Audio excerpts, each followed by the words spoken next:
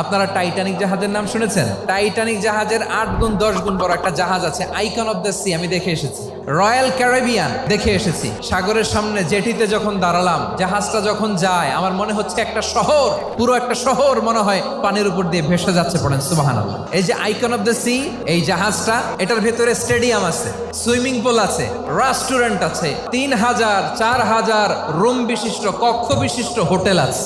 এই সবগুলোর নিয়ে এগুলো চলে সাগরের দোলার মধ্যে, জলোচ্ছ্বাসের মধ্যে। এই সাগরের ভেতরে এই জাহাজগুলোর ভাষায় রাখছে কে?